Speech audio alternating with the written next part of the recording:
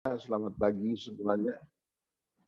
Mari kita sama-sama belajar bahwa setiap hari kita mesti belajar agar kita lebih dekat dengan Tuhan dan kita dapat mengerti kita sedang berjalan di jalan yang benar atau kita sedang berjalan di jalan yang salah.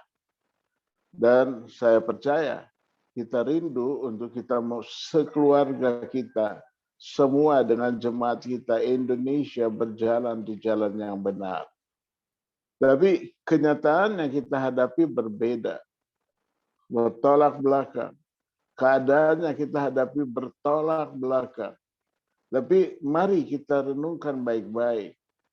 Segala sesuatu boleh terjadi. Tuhan izinkan semua terjadi. Tapi bagaimana respon atau reaksi kita orang yang tahu firman Tuhan, orang yang dekat dengan Tuhan, respon kehidupan kita inilah yang menentukan. Untuk itu saya mengambil firman Tuhan untuk kita belajar bersama-sama, kita menabur di dalam roh. Hidup ini kita harus menabur, mau tidak mau kita harus menabur. Saya mau mengajak kita buka firman Tuhan yang terambil dalam Galatia pasal 6 ayat 7 dan 8. Galatia pasal 6 ayat 7 dan 8.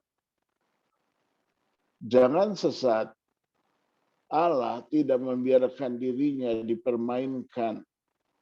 Karena apa yang ditabur orang, itu juga yang dituainya. Sebab barang siapa menabur di dalam dagingnya, ia akan menuai kebinasaan dari dagingnya. Tetapi barang siapa menabur dalam roh, ia akan menuai hidup yang kekal dari roh itu. Puji nama Tuhan. Kita satu dalam doa. Tuhan terima kasih.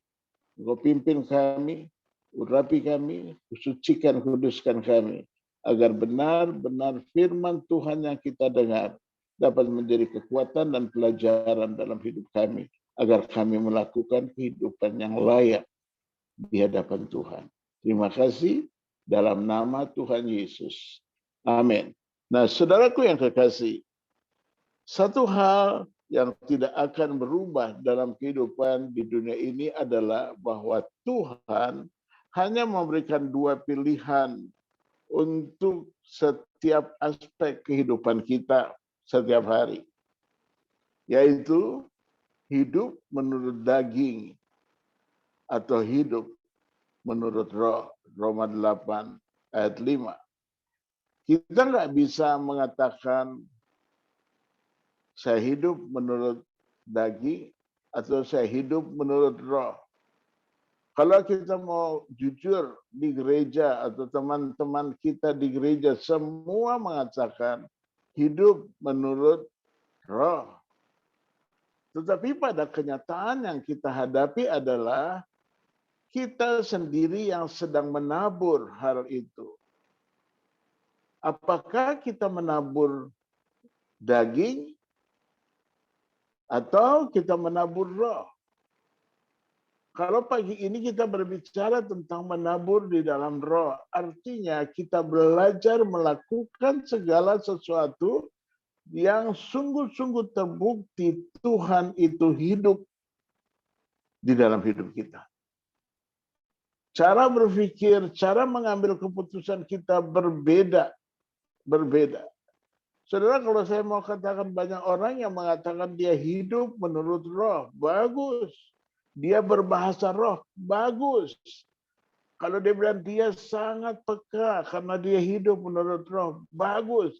Tetapi dalam kehidupan sehari-hari dia masih tersinggungan, dia masih simpan kekecewaan, dia masih tidak dapat mengampuni, itu membuktikan bahwa roh tidak ada. Dia tidak hidup menurut roh, dia hidup menurut daging. Makanya saya mesti katakan, hidup menurut roh dan hidup menurut daging itu bedanya tipis sekali. Kita yang harus membuktikan kita hidup menurut daging atau kita hidup menurut roh. Makanya saya katakan di sini ada satu hal yang tidak akan berubah dalam kehidupan di dunia ini adalah bahwa Tuhan hanya memberikan dua pilihan untuk setiap aspek kehidupan kita setiap hari, yaitu hidup menurut daging atau hidup menurut roh. Konsekuensi yang diakibatkan dari pilihan-pilihan ini juga tidak dapat dihindari karena ada prinsip tabur tuai. Karena apa yang ditabur orang itu juga yang akan dituainya. Ketika seseorang menanam benih, contoh seseorang menanam benih pohon apel, dia tidak bisa mengharapkan akan menghasilkan pohon jambu. Atau dia tidak bisa menghasilkan dalam taburan itu dia akan menghasilkan pohon mangga. Nggak mungkin. Yang ditabur apel, hasilnya pun akan apel. Dan inilah kehidupan yang nyata bagi kita. Nah, saudaraku yang saya kasihi, kita belajar dalam kehidupan kita ini. Kita sedang menabur. Saudara, kita semua ini sedang menabur. Sehebat-hebatnya kita, sedahsyat-dahsyatnya kita sedang menabur. Kita menabur di dalam roh. Kita tetap kuat menabur di dalam roh. Atau kita menabur di dalam daging. Saudara, mari kita belajar. Nah, untuk itu, hidup kita ini yang menentukan. Kita nggak bisa orang bilang kita hebat, doa kita bagus, penyembahan kita dalam berbahasa roh bagus, semuanya bagus. Tapi sikap hidup kita sehari-hari yang menentukan siapa kita. Saya tadi malam baru sharing dengan seseorang. Telepon dengan saya, ya orang itu langsung mengatakan, oh so long time you never call me. I miss you, kata dia. Terus saya katakan, iya dalam keadaan pandemi begini kita masing-masing punya kesibukan. Dia katakan, jangan gitu dong, mentang-mentang gua udah jadi begini, mentang-mentang gua sudah jadi begini, mentang-mentang gua begini. Tetapi puji Tuhan, gua dekat dengan Tuhan, itu yang menguatkan gua walaupun orang lain membenci gua. Hati gua sakit melihat orang lain yang membenci gua. Saya bilang, stop, jangan dulu kamu bicara. Dia diam. Saya bilang, kamu ngomong mengasihi diri sendiri. Saya gitu. Dia katakan, tapi ini kan kenyataan. Itu tandanya kau tidak mengasihi Tuhan. Dia katakan, kenapa mengasihi? Saya mengasihi Tuhan kok. Saya kasih perpuluhan, saya kasih tiap minggu, saya berdoa. Bukan itu. Setiap masalah yang terjadi di dalam hidup kita, sesungguhnya kita sedang menabur. Dan apa yang kita tabur, itu juga yang akan kita tuai. Kalau kita tabur di dalam roh, yang keluar dari mulut kita, sukacita dan damai sejahtera. Tapi kalau kita menabur di dalam daging, maka yang keluar dari mulut kita adalah bersungut-sungut. Ini perbedaannya. Lalu orang itu katakan, please pastor, ngomong sama saya terus, saya sangat ditegur malam ini. Saya, kita katakan kita sudah hidup di dalam roh. Kita sudah berbahasa roh. Tapi kita masih tersinggung. Kalau kita katakan kita hidup di dalam roh, harus kita buktikan kita sudah mati daging kita. Kita belajar. Saya katakan ini pun saya sedang tahap belajar dan sungguh-sungguh mau belajar untuk mematikan segala daging saya. Saya mau sekali melalui hidupku banyak orang bertemu dengan Tuhan Yesus. Saya mau sekali. Tapi untuk itu saya belajar untuk mematikan segala keinginan saya. Semua yang menjadi keinginan saya tidak ada artinya kalau saya tidak mengutamakan, menempatkan keinginan Yesus di atas segala-galanya. Nah, saudaraku yang saya kasihi, inilah kehidupan yang kita hadapi. Ayat dalam materi renungan kita hari ini memperlihatkan bahwa kebenaran dalam dunia pertanian ini juga berlaku dalam kehidupan rohani kita. Nah, ada dua pilihan. Kita menabur di dalam daging dan menabur di dalam roh. Nah, hanya menghasilkan dua jenis tuaian, yaitu kebinasaan atau hidup yang kekal. Kalau kita mau dengar ini, pasti respon kita mau hidup yang kekal. Makanya masing-masing renungkan, lalu kita mau belajar praktekkan. Enggak, saya mau hidup di dalam roh. Artinya, belajar untuk taat dan setia. Belajar untuk mengucap syukur setiap perkara yang terjadi di dalam hidup kita. Belajar untuk mengucap syukur setiap hal yang terjadi di dalam diri kita. Dengar baik-baik. Begitu kita katakan saya mau hidup menurut roh, kita nggak bisa pilih-pilih gini. Ini orang saya suka, dia baik, dia pintar, dia enak. Ini orang saya kurang suka, dia bodoh, dia nggak bisa. Semua kan kita harus terima. Orang bodoh pun kita harus terima melalui kita, dia menjadi pintar. Itu yang Tuhan mau. Kan Tuhan mau guru yang agung. Artinya kita harus menjadi guru untuk setiap lingkungan kita. Tapi pada kenyataan kita bisa mengakui jujur.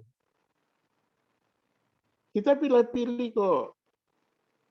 Dekat dengan si A, si B kita kurang dekat, tapi dia agak begini sih. Nah ini yang saya mau katakan, tanpa kita sadari, kita sedang menabur di dalam daging. Karena waktu kita menabur di dalam roh, kita nggak pilih-pilih, kita nggak bilang siapa yang baik, siapa yang nggak baik. Semua baik di hadapan Tuhan. Semuanya baik. Saya nggak berkata bahwa orang yang nggak benar kita harus bilang baik. Tidak.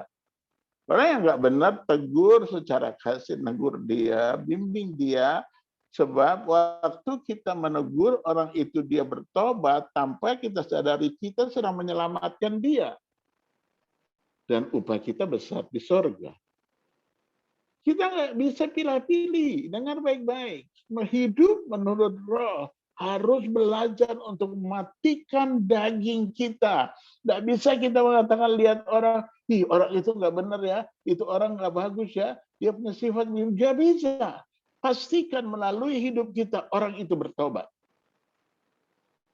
Kalau orang itu bertobat, maka kita menyelamatkan dia, upah kita di Bapa di sorga. Kita sedang menyelamatkan orang itu. Nah, saudaraku yang kekasih, sebab barang siapa menabur di dalam dagingnya, ia akan menuai kebinasaan dari dagingnya. Tetapi barang siapa menabur di dalam roh, ia akan menuai hidup yang kekal dari roh itu. Galatia 6 ayat 8. Barang siapa menabur di dalam dagingnya, dia akan menuai kebinasaan. Dan saya harus jujur katakan bedanya tipis sekali. Di gereja yang dibutuhkan orang yang hidupnya taat dan hidupnya berjalan di dalam roh. Dan jika kita lakukan hal seperti itu bersama-sama di dalam gereja kita, setiap orang yang masuk di dalam gereja, dia merasakan heaven. Dia merasakan dia ada di tengah-tengah surga. Kenapa? Semua kita sedang menabur di dalam roh. Stop dengan memilah-milah orang. Stop dengan mengatakan ini baik, itu pintar, ini bodoh. Enggak, stop. Kalau ada yang pintar, puji Tuhan. Ada yang bodoh, ajar dong dia supaya dia bisa jadi pintar. Seperti itu yang Tuhan mau. Nah, mari kita belajar.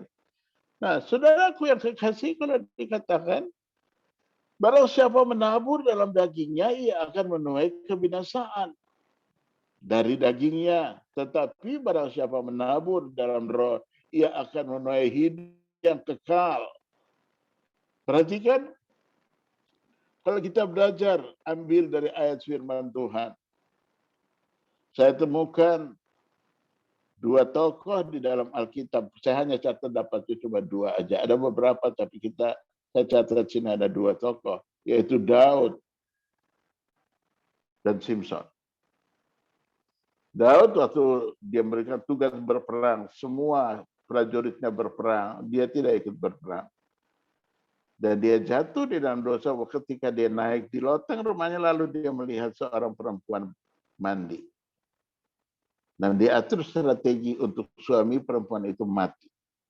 Dia, upah yang dia terima adalah anak yang lahir dari perempuan itu mengejar, mau membunuh dia. Ini yang menjadi dia sungguh-sungguh harus bertobat. Sebab upah dosa itu maut. Sedangkan Simpson, dia tidak taat sama Tuhan, dia tidak ikut apa maunya Tuhan. Tidak taat sama Tuhan dan tidak mau ikut apa maunya Tuhan. Akhirnya Simpson memperoleh apa? Dia dipermalukan, dia dipermalukan. Jadi tontonan orang dan dipermalukan. Nah, saudaraku yang kekasih, kita belajar pagi yang indah ini. Kalau kita menabur di dalam daging, kita akan dipermalukan oleh dunia ini. Tapi kalau kita belajar menabur di dalam roh, kita akan menjadi pujian bagi dunia ini. Seluruh dunia akan melihat dan terkagum karena kita menabur di dalam roh.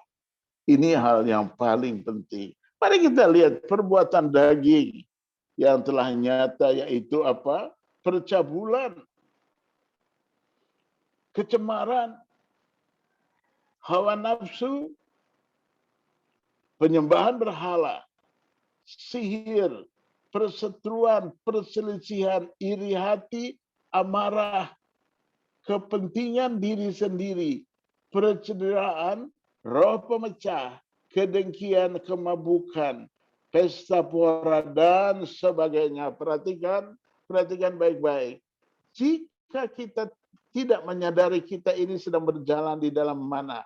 Kalau kita berjalan di dalam daging, lalu kita membiarkan daging itu berkembang, maka hal ini terjadi. Hal ini terjadi. Mau atau tidak mau, hal ini terjadi. Makanya mari kita koreksi diri kita, bersihkan diri kita. Karena saya katakan sekali lagi, tipis sekali bedanya daging dengan roh. Kalau kita benar taat hidup menurut roh, berarti stop untuk melihat kelemahan orang lain. Dan pastikan melalui kita orang lain itu bertumbuh. Pastikan melalui hidupku orang yang lain itu bertumbuh. Kita bisa saling merangkul dengan saling percaya bahwa kita sudah dibenarkan oleh Tuhan. Kita diselamatkan oleh Tuhan. Ini hal yang sangat penting kita renungkan, kita pelajari bersama-sama.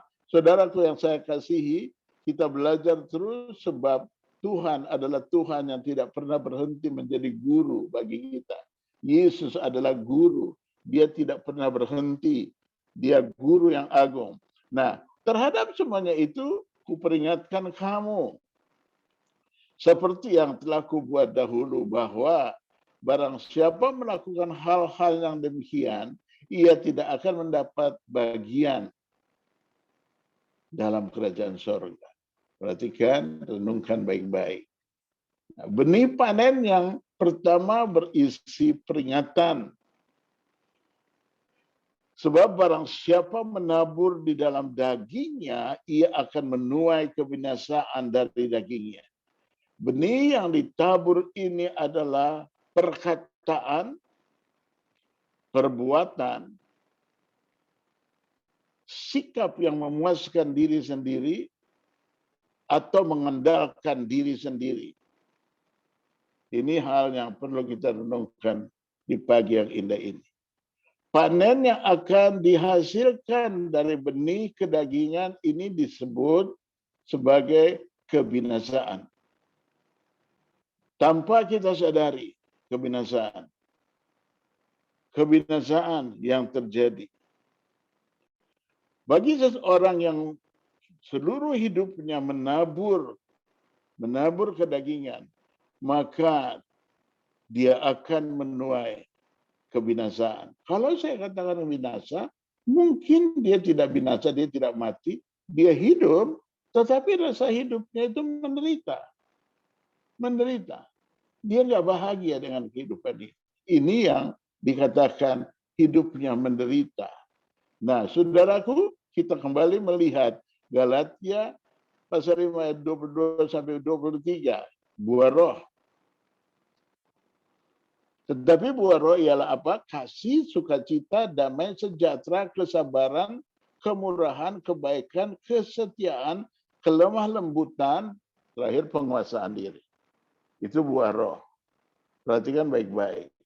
Kalau hati kita sudah dipenuhi oleh kasih, maka dari kasih itu mengalir sukacita.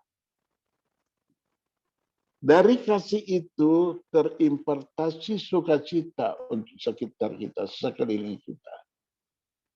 Nah, kalau kita benar-benar melakukan ini, saudara perhatikan, saya yakin sekali kasih, sukacita, damai, sejahtera, kesabaran, kemurahan, kebaikan, kesetiaan, kelemah lembutan, penguasaan diri terjadi dalam hidup kita.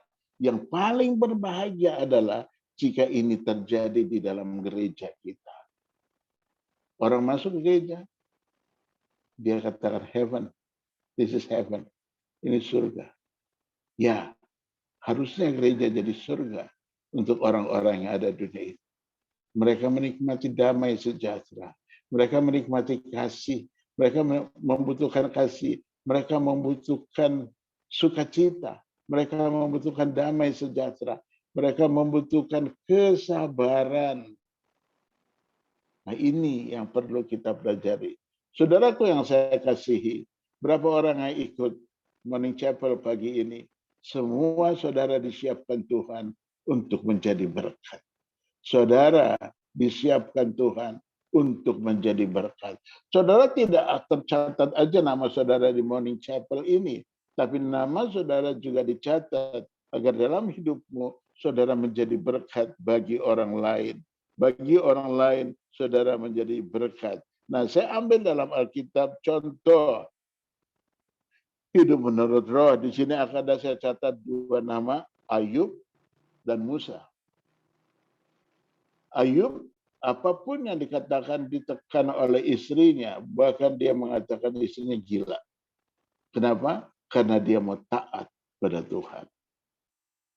Musa dihadapi bangsa Israel yang menekan dia, yang membuat dia stres melihat bangsa yang menyerang dia.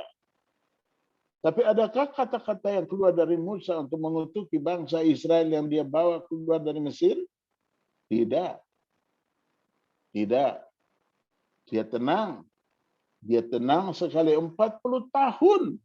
Dia berjalan dengan orang-orang yang keras kepala, orang-orang yang tidak menyenangkan, orang-orang kalau jujur katakan menyebalkan, dia nggak pernah kecewa.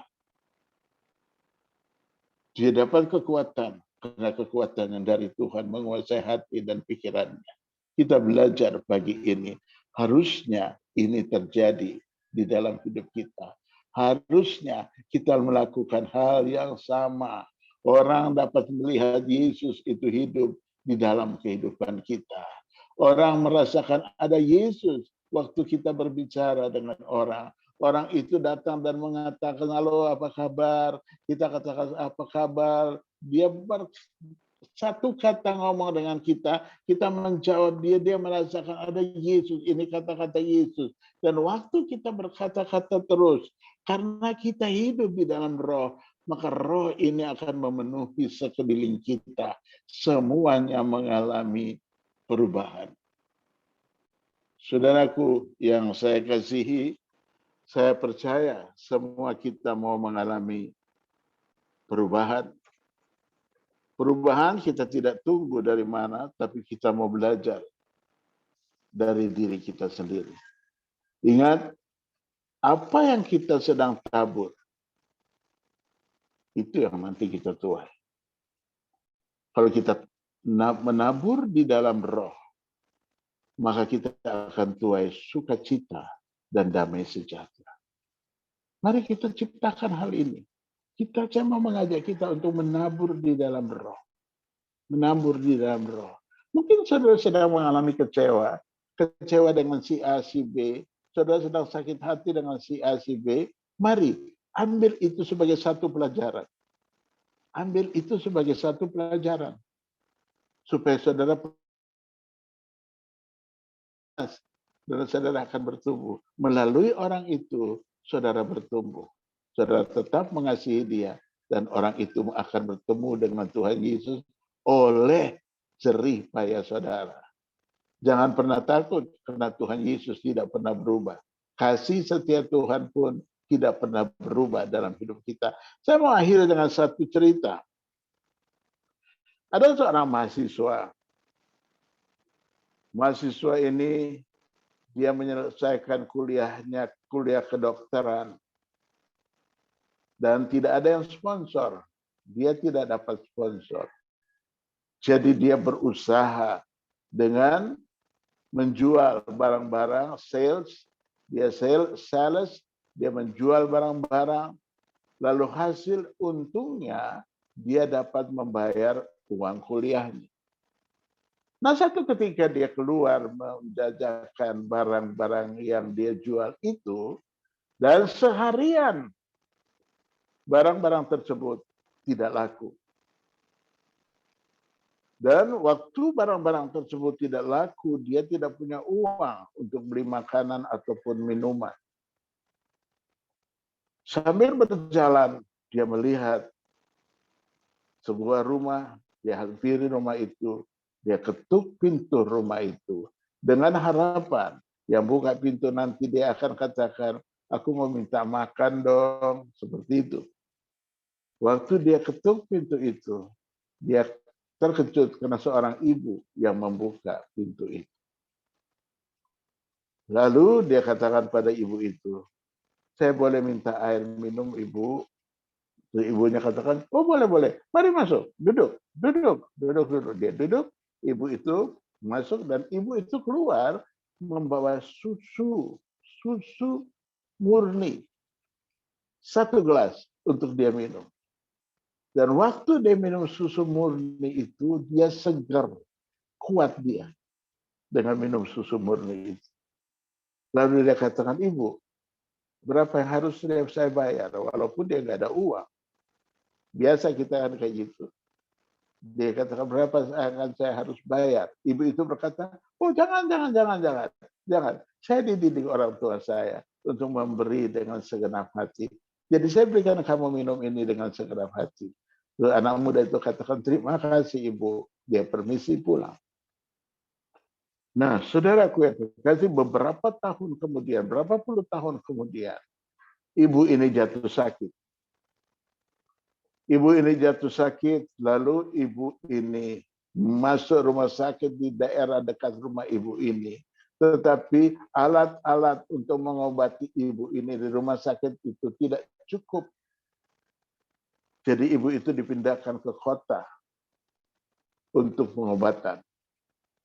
Lalu melihat dari sakit ibunya dan operasi yang akan dijalani oleh ibunya ini, membuat khawatir. Kenapa? Karena biayanya cukup besar. Besar sekali biayanya. Lalu setelah sembuh, ibunya itu dapat kwitansi.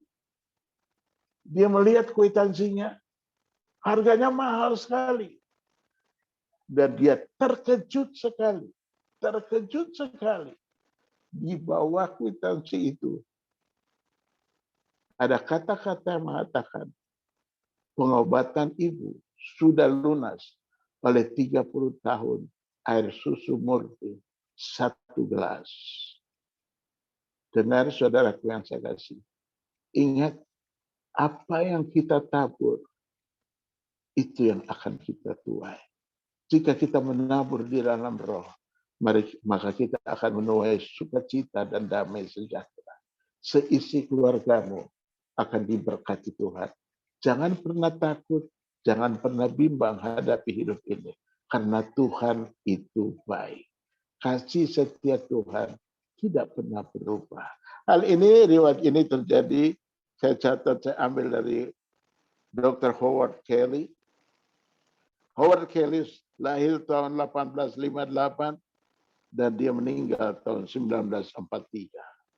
Nah, saudaraku yang terkasih, kita belajar dalam hidup ini.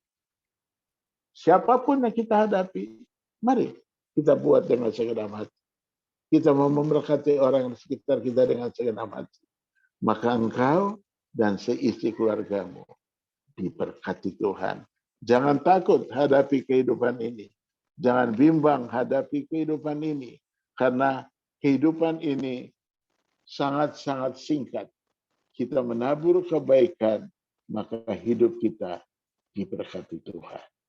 Saudaraku, besok kita akan diberkati oleh Pak Tony Suwardi dengan tema Pursuit Happiness. Pursuit of Happiness. Saya sangat percaya besoklah kita akan lebih diberkati lagi. Mari kita satu di dalam doa. Tuhan, terima kasih. Hamba boleh berhenti berkata-kata. Kau urapi kami semua, sucikan, kuduskan kami. Apa yang kami dengar, kami mau pelajari lebih sungguh lagi, kami mau melakukan agar hidup kami diberkati Tuhan. Kami mau apa yang kami buat, nama Tuhan ditinggikan. Aku mengucap syukur, sucikan, kuduskan setiap kami. Saudara, angkat kedua tanganmu. Saya mau memberkati saudara. Masuk dalam kehidupanmu sehari-hari. Ketaatanmu, kesungguhanmu pada Tuhan membuat engkau diberkati Tuhan. Anugerah Allah Bapa, kasih setia dari Tuhan Yesus Kristus, serta pertolongan Roh Kudus menyertai saudara sekarang sampai selama-lamanya. Dalam nama Tuhan Yesus, hamba berdoa. Amin. Selamat pagi, Tuhan memberkati.